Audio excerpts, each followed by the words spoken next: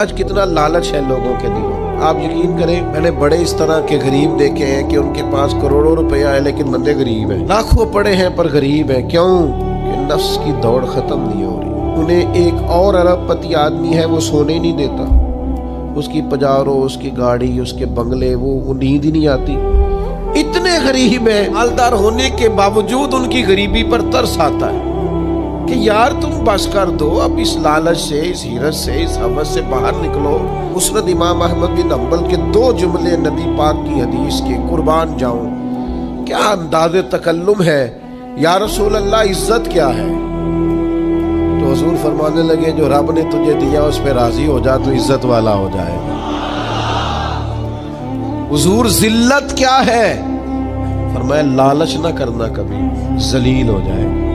حیرت میں، ہوس میں، لالچ میں ذلت ہے، اور رب جو دے دے اس پہ راضی ہونے میں عزت ہے۔ باعزت وہ آدمی ہے جو قناعت پسند ہے، جو اللہ کی عطا پر راضی